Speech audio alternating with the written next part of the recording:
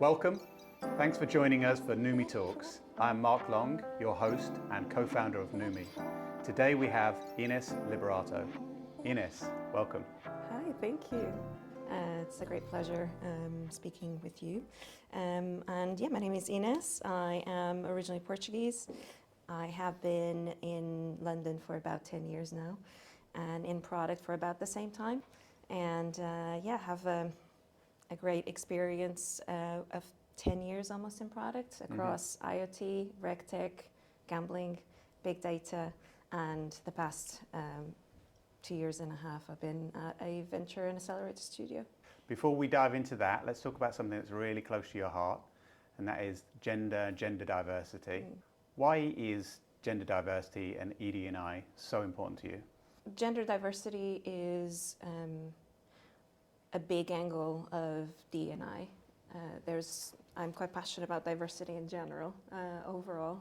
Having quite of a diverse past myself and experience, I think that tech really needs that injection of different people with different perspectives, different livelihoods.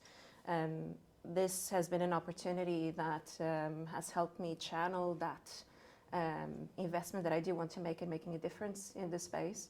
And as you can imagine, women represent 50% of the population, so it can be a pretty big deal when that large part of the population is not represented in the things that we build. It's so cool. What else could we do? Do you have some tips, some advice that company leaders, founders, or those in the C-suite of business, what more could they do? I think there's a lot of layers to that question. Obviously, it's an overall societal situation, but as companies want to make a larger stand into the participation of that society, they also need to understand what is the impact that they're having in society itself. I'd say that there is definitely an opportunity to look inwards and understand, you look at gender equality pay. Normally that tends to be lower on the women's side, mostly because there's less women in leadership positions. Yeah. So there is an opportunity there to introduce that type of talent in leadership. But then you look at the experience and the opportunities that women have been presented with over the years, and it doesn't match up with the type of experience that men have been exposed to. And so you have to invite businesses to sometimes take the risk of inviting that difference. And then ultimately, I think that a lot of people just focus a lot on the hiring and the onboarding, and then the whole life cycle and lifetime of that person in the job is not as intentional as the front loading, the top of the funnel is. Yeah. And I feel that's where we lose a lot of the talent there, because there's not that self-assessment, that analysis of, okay, I'm adding someone who's different, who has a different background, different level of experience. It will make things different for everybody else around us. We will have to look at our processes. Yeah. We'll have to look at our operations. We'll have to look at we do operational and systems thinking in the business. Yeah, it certainly does, and it certainly must be different. I wonder what your opinion is on the character and the mindset of a female in business versus those men, because they are always the minority. Do you think that plays a role in the leveling, the progression? Absolutely. I mean, statistically speaking, you have a lot of data that backs this up. And I'm always weary of having this conversation in the sense of, I don't think that it should be threatening. I think that we are going through a transition as a workforce that simply we weren't looking at that before. And now this is awareness moment, and now we have to make a change. And change is scary, change is difficult, change brings fear, and you need to do a lot of management around that. So I'm always cautious about having this conversation, because I don't never want it to come across as threatening. I'm a very collaborative type of person. But statistically speaking, women tend to have a lot more jobs outside of the work than men do. We naturally fall into caring positions. We naturally, either for other members of the family, other members of the team, ourselves not so much. But if there's children involved, this plays a lot into where your energy is being spent. Yeah. In the past few years, I would say that the female founders that I've worked with have been fantastic. I mean, there's only 2% of VC investment going to female-led businesses, and I've worked with a few of them, and I would say that they have been pretty incredible. I can name names, but I always feel like it's a little bit unfair for everyone else. Yeah, because then you're going to miss somebody out, yeah. Exactly. Oh, but that's really wonderful. And I know you're somewhat of an agent of change. I know you're constantly moving forward. I think you wrote a paper on how important product is in digital transformation. Do you want to just surface a bit about what your thoughts are? Yeah, absolutely. So it's really interesting that there's been a few of us talking about it for quite some time, and I think that now the cherry on top of the cake is going to be showing up around March this year with SVPG and Marta Kagan releasing the big transformation. Everyone is kind of in the business is wondering how that's going to go, so very interesting. But yeah, so the paper has been mostly a focus in trying to understand, breaking that down in terms of what that transformation means for different type of businesses in different contexts, different industries, different types of teams and people, organizations. I'd say that, for example, during the pandemic, we've witnessed a lot of business having to go into having a digital front, which they didn't have before. And I don't know if you experienced any of these things, but some shops that didn't necessarily have this digital operational situation in mind had quite of a difficulty to be there for people when they couldn't leave their homes, right? I don't know if you encountered any of these situations, but for example, once I tried to order something from a shop and they said that they couldn't, the site was closed between, 6 p.m. and 8 a.m. because that's the store operating hours. And so they hadn't really... They hadn't figured it out. Exactly.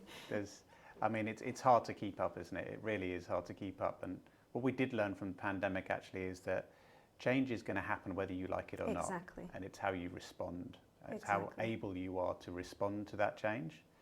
And I said a moment ago, I know you are, and you're also quite influential when it comes to what's happening with technology as well. And you understand quite a lot about AI.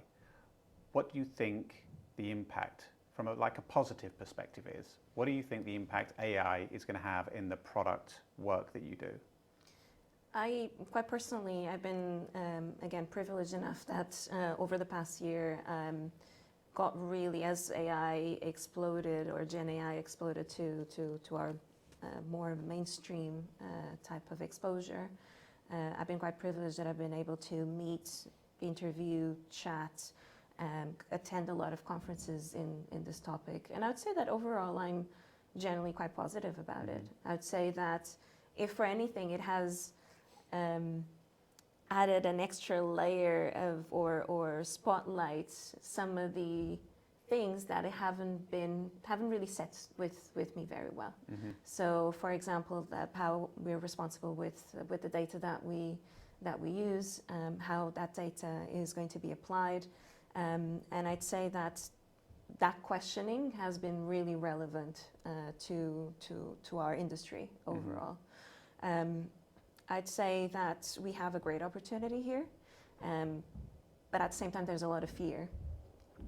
And I think my positive perspective is to think that we're no longer in that tribal mode that water falls from the sky and we think there is a God controlling it, right? Yeah, I think so. And so, hopefully, right? I hope that the majority of the people who will be watching this won't think that way.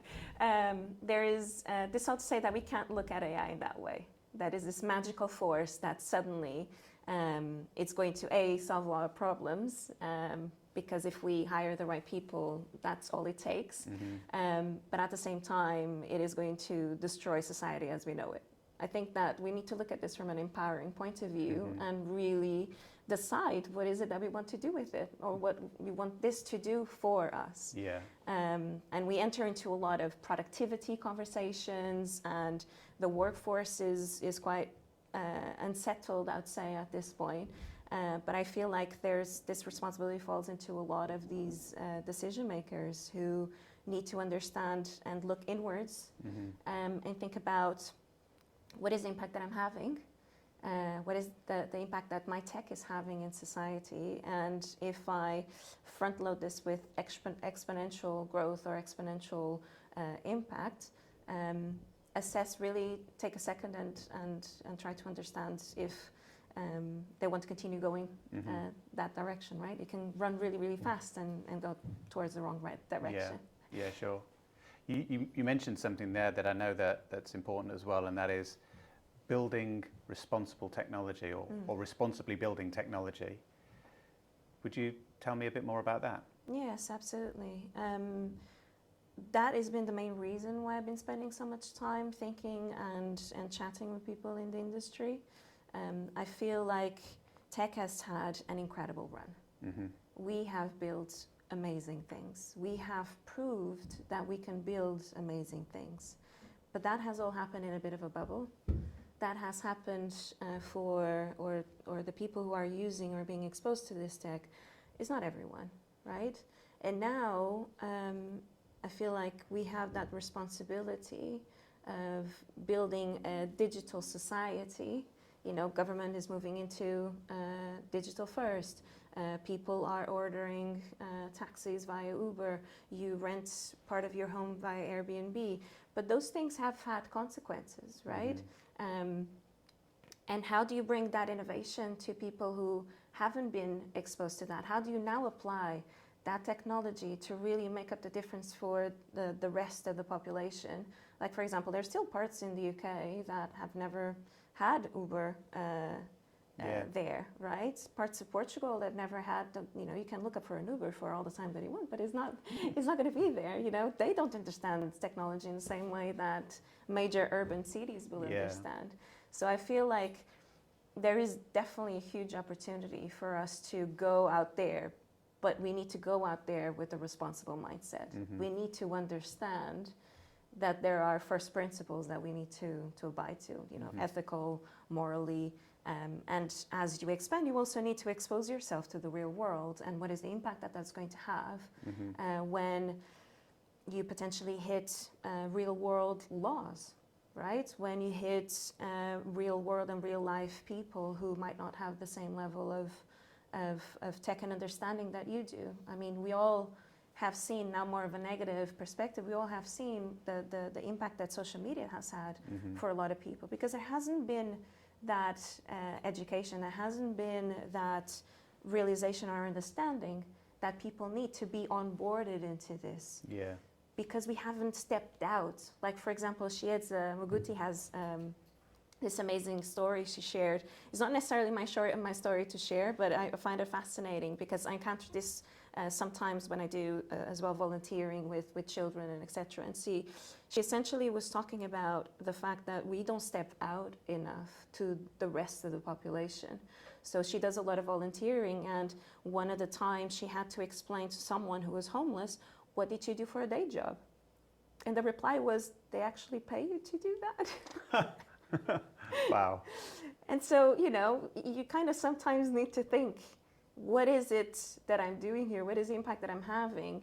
And how do I get to offer that impact and that fantastic set of opportunities to everyone else? Yeah. What advice do you give to those people to help them to see what you've just explained? Well, I have this conversation.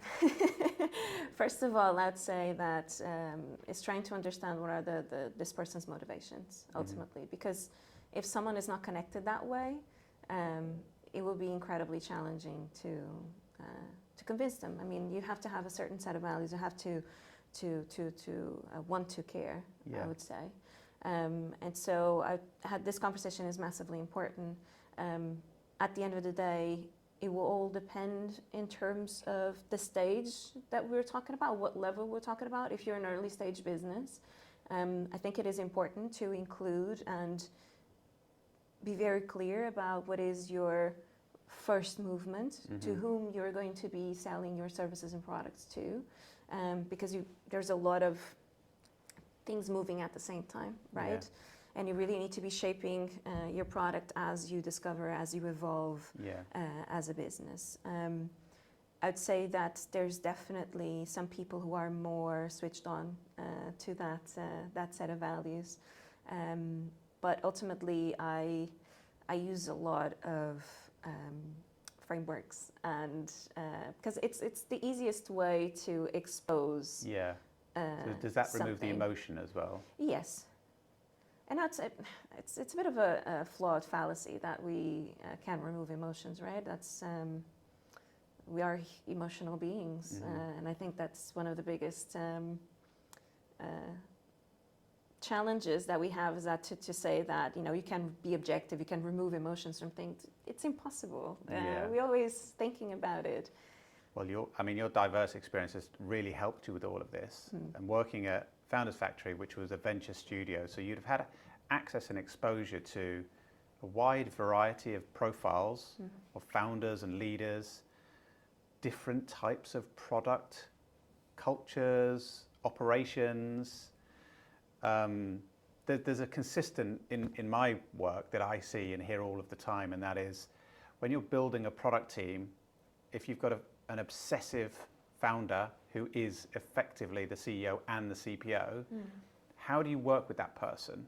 Like, sometimes they can be a bit maniac, you know, like, how do you work with that person? How do you help them to let you to own the product and shape what that culture and that org should look like? I'd say, like you say, absolutely true. There's a huge set of variety and diversity in terms of the profiles of founders. I'd say that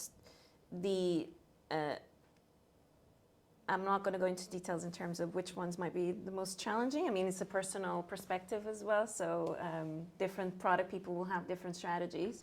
But I would say that is only natural, right? Because when you start and you're building a business from scratch, your product is your business. Yeah. So it's only normal that the CEO, regardless if they come back from a subject matter expertise or technical background, or even kind of design mindset type of background, that they will assume that position of CPO as well. So I'd say that there's, again, a layered approach to this. There is a bit about understanding what is it that that person enjoys doing, because again, depending on what level we're talking about, the journey of that startup, it might be that that person generally enjoys being the CPO, and so I've had chats with people like this, and they've actually, I wouldn't say stepped down, but there is so much work that a CEO needs to do and is expected to do, and so much time that is required to be out there, to be hustling, to be finding the deals, to be finding the partnerships, to do venture funding, to do, there's, the legal bits, there's so much that you need to do. So there might be that piece of, I just simply don't like doing those things. There might be a side of, right, I understand that the business is hurting because I'm not doing those things. And there is a side of, I didn't even realize that I had to do these things because it's the first time that I'm a founder ever. Yeah. Right? So there's that approach at a very high level. And then ultimately, I think that you need to spend a lot of time with the founder to create a bond of empathy, because sometimes, and this has been me in the past before I had such a close relationship with founders, has been, there comes this founder again, eye roll and all of that. But at the same time, you need to think that these people are putting everything they have on the line. They are, yeah. And that shows, you have to show a lot of respect for that.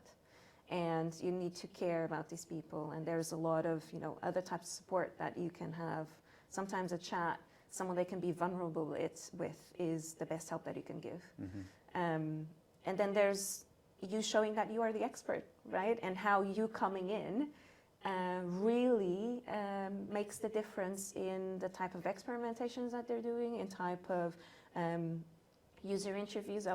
For me, is always the funniest moment is when I get to that point of, okay, let's do user interviews. I'll go first and I'll show you how my technique is. And then you do the next one. And then you show me your technique.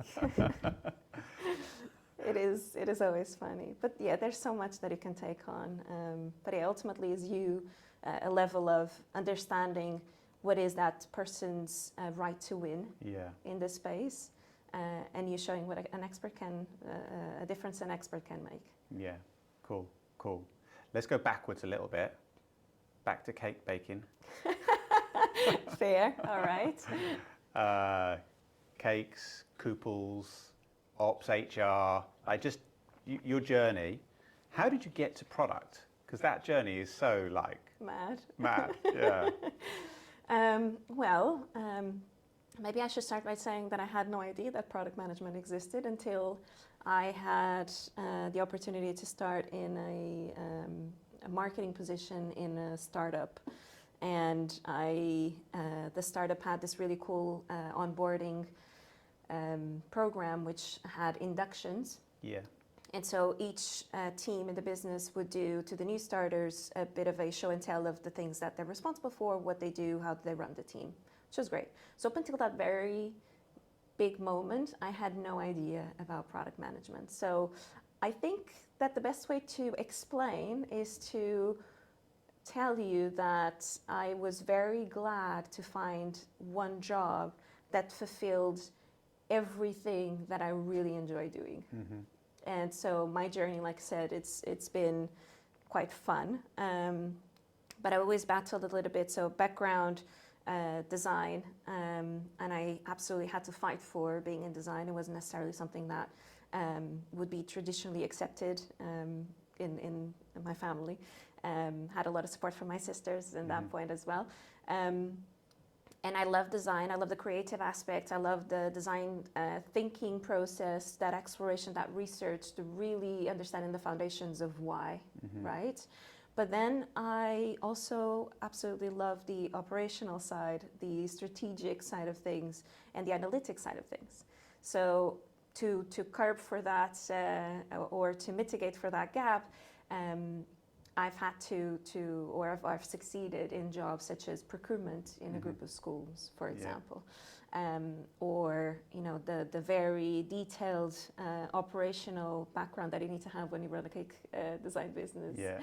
And yes, you can argue, since we're talking about it, you could argue that being a founder gives you a lot of that, but it also comes with a lot of responsibility and a lot of the things that I listed before that I just generally don't love. Yeah. And so that product, I think it really hits the mark there for me. Yeah. And that's the thing about product that you love is that diversity. That connection, the diversity, connecting all the dots. Yeah, you always have to, I describe it as product elasticity. So you have to be quite elastic when you do this job. So from going from detail to strategy and always trying to connect the dots that way, being able to communicate and interact and connect with a lot of different people in the business across multiple levels, right? The users and really connecting with your user base. And I think that product elasticity, because at every piece of clue that you have, you need to understand where does that fit into your big board of what makes that company unique, what makes that your team happy, what makes that customer happy, what is adding value, what is going to make a mark in the business. And so I think that plays a lot to what I love, which involves creativity, the craft, but also you back this up with a lot of analytics and operations and strategy and frameworks, whatever you want to call. So loads of zooming in and zooming out, loads of context switching. Yes. Exhausting. Fun. Fun. And early on, you just painted this picture of you finding your love for product, you finding this job opportunity in product management that you didn't know existed. There's a lot of that now. I see a lot of people that want to get into product management. What advice would you give to those people to help them start that journey? I would say that there is definitely an opportunity for us to look at our craft and think how we can accommodate for different product personalities as well. Because we talk about product marketing, we talk about product design. There is pure product that is potentially more generalist, that fits a certain angle, it fits a certain typology of business as well. So I think that there is a great opportunity for us to explore as a team, as a branch, as a, I don't want to say department, but to think about how we accommodate for this type of diversity coming in. So I think that we need to look at ourselves as an industry as well and try to understand what is it that we're not serving, because we definitely don't want to lose designers into the product space. We definitely don't want to lose program managers. We definitely don't want to lose, because those are skills that are incredibly needed. And I'm not saying this, I'm always a little bit weary about sometimes having this conversation, because I don't want to come across as, well, product is quite crowded, so you shouldn't come. This is like a specialty club. It's a job, like any other job at the end of the world. You get paid to perform your job well. And there isn't this kind of, you wear a cape and then you have to be all of these things at the same time. Yeah. I definitely invite people to come in. And I would say that there's an opportunity as well for us perhaps to explore what would it be like to have some of these people coming into larger teams or smaller teams and experience what an actual day-to-day would look like, and see if this is something that they would like to do or not. I mean, there's so much that we can do. We can do a whole discovery session on this, I think. We could. But actually, when you think about the workforce, when you think about those organisations that are lean and modern, and they'll have a cross-functional team, there is only one product person. Like you've got 6 or 7 people, and only one of them is product. Yeah. And so that person really does need to have that cape, those superpowers. And one of the questions that we're always charged with is to identify great product managers versus just kind of good average product managers. What's the difference? Do you see a difference when you see somebody and you're like, wow, like you're really great? What is that?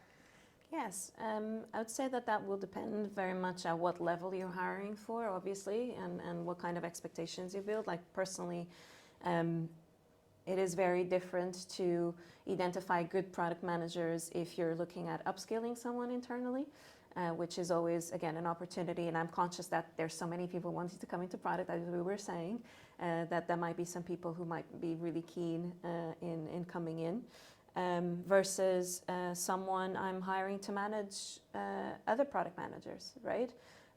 So that fantastic product person versus an average product person difference will be quite broad. Ultimately, I like to break things down into pillars, essentially, that I look at. So ultimately, that fantastic product person will be fantastic because there's a great fit between what their superpowers, their skills, their experience, and what the business needs at that point in time, and what is going to need in the future. So I look at the business angle and really understand the history of the business, the perspective in which the business is operating, the seasonality, so all, a little bit of fact finding essentially.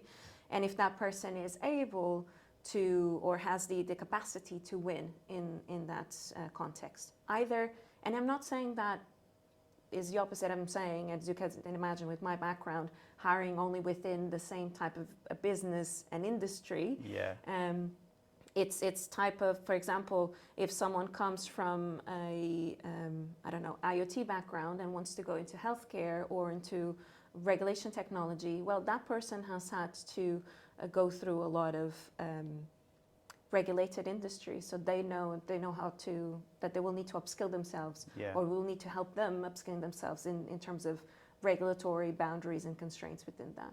Then I look at the people, right? So how is this person going to fit with the team? What is the kind of element that I need right now to either rejig the team, to explore other opportunities, different perspectives? Do I need to get someone who's actually an expert matter to help inspire the rest of the team? So that team fit, but also, do we have what we need as a business to support this person in terms of personalities, right? If I've worked in somewhat challenging contexts, and so I was looking for people who weren't afraid to stop me in the middle of the interview and ask a question, for example, right? Because that's the kind of different injection of people and personalities that you need in the business for the business to actually go through the strategic intentions that they have, Yeah. right? Then I look at the cycles of the business as well, because it's really important. I think that is a lot of people don't understand that is a major thing that plays into your awareness as a product person. And finally, the systems, as in what it takes to win in a business within the organization. And I look at product people and I try to understand if they have this awareness of you are playing within a set of contexts and constraints. And then I identify if, there will be gaps because we're all different. And we all come from different backgrounds and have different superpowers. And I try to look at the gap and I try to identify if I as a manager can help this person succeed, if we as a business are prepared to help this person succeed. But ultimately there are things that I'll never be able to coach.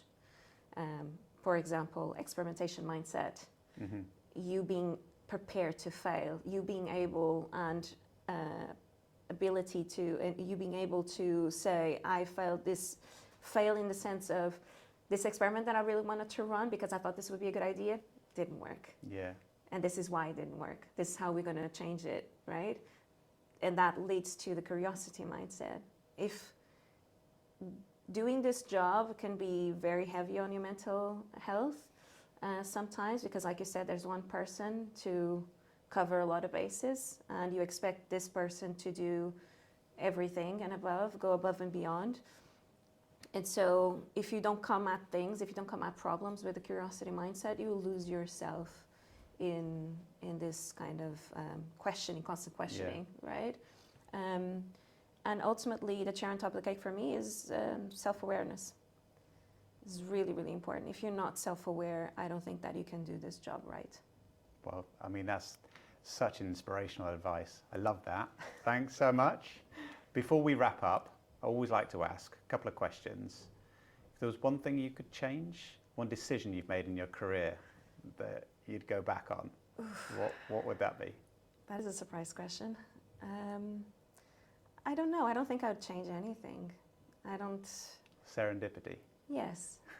Me too. Yes, and it hasn't, you cannot be judging the quality of the movie halfway through. So there's still so much to do, so much to see that, I don't know, changing one thing probably wouldn't, no, I think that I always look, I think I've been spending a lot of time, again, looking at that self-awareness. Yeah. I've been spending a lot of time thinking about, the next steps and the next, where is it that I want to really inject my superpowers in. And I don't think, obviously there's certain things that you learn from, but again, if you don't have bad experiences, you never learn. So yeah. Growth mindset. Yes. Okay. Thank you so much, Inês. This has been wonderful. Thank you for having me. This has been another Numi Talks. Please hit subscribe. We have a ton more excellent people to come on the show. Thank you for staying with us.